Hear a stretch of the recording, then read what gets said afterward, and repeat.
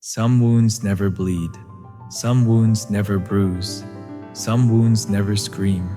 Some wounds simply never need anything. If you grew up being the strong one, if you learned early to never ask, if you feel guilty when you need help, if you apologize for existing, this isn't personality. This isn't maturity. This is psychology. This is survival. Because there are children who learn, very young, needing anything is dangerous. My feelings cost too much. If I depend on anyone, I'll be disappointed. And so they don't cry, they don't ask. They don't break, they don't show. They become the child who needs nothing, and the adult who suffers quietly. If any part of you feels too self-reliant, if being helped feels uncomfortable, if rest feels unsafe, this video is your mirror.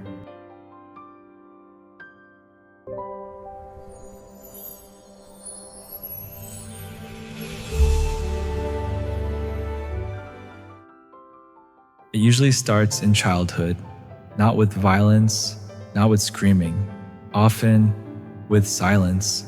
A parent who is overwhelmed, a parent who cannot regulate, a parent who collapses emotionally, a parent who is there physically, but not emotionally, and the child learns, my needs are a burden. I have to stay small. If I want love, I must not want anything. So, they adapt. Children always adapt. They become helpful, predictable, low maintenance, easy. They become the emotional parent to their own parents. They become the fixer, the stabilizer, the cushion, and the world praises them. You're so mature. You're so responsible. You never make a fuss. But no one ever asks, who is taking care of you? On the outside, these children look resilient. On the inside, they are terrified. Terrified of being too much. Terrified of being disappointing. Terrified of needing what was never allowed.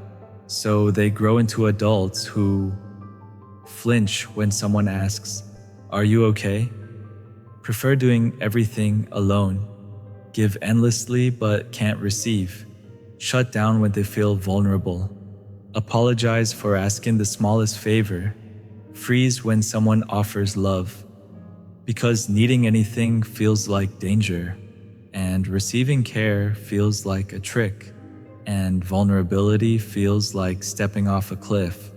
What looks like independence is actually a nervous system stuck in survival. Hyper-independence is not a flex. It is a scar. Here's the paradox. They crave closeness. They crave softness. They crave to finally be held. But when someone offers real love, something inside tightens. They either push the person away, pretend they're fine, overperform to earn the affection, or disappear emotionally, not because they don't want love, but because their body doesn't know how to trust it. Their childhood taught them that safety meant staying quiet, staying small, staying selfless, staying controlled. So love feels unsafe. Support feels intrusive. Being comforted feels wrong. The child who was never allowed to need anything becomes the adult who cannot feel deserving of anything. People never talk about this part. Beneath the calm, beneath the quiet, beneath the hyper-independence, there is rage. The rage of a child who never got to have needs. The rage of a child who held the emotional weight of an entire home. The rage of a child who never felt protected, while protecting everyone else. But because anger was never safe, it turns inward. It becomes self-blame, perfectionism, emotional numbness, burnout, a chronic sense of emptiness. They don't explode, they implode. And this creates a lifetime of feeling. I don't know what I feel. I don't know what I want. I don't know who I am. When you spend your whole life predicting others, you lose sight of yourself. There's always a moment, a collapse, a burnout, a heartbreak, a betrayal, a loss, a moment where their old survival pattern stops working, and suddenly the body says, I cannot carry this anymore. I need someone. I need rest. I need help. It's terrifying. It's disorienting, but it is also the beginning of healing, because the wound behind needing nothing was never the lack of needs. It was the fear of being punished for having them. Healing doesn't mean becoming needy. It means becoming human again. It means learning that needing is normal, asking is safe, depending is not weakness, rest is not laziness, vulnerability is connection, emotions do not make you a burden. Healing begins when you ask yourself, what did the child version of me need and never receive? And then you slowly, gently, consistently start giving that to yourself.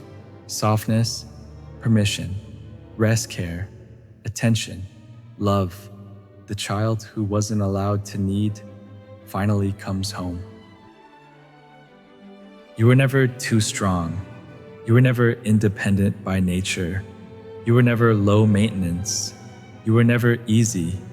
You were surviving, and now you're allowed to live. You're allowed to ask. You're allowed to cry. You're allowed to be held. You're allowed to rest. You're allowed to have needs. You're allowed to not carry everything. You are not a burden. You are a human being. The child who wasn't allowed to need anything deserves everything now. And it begins with one sentence: I need.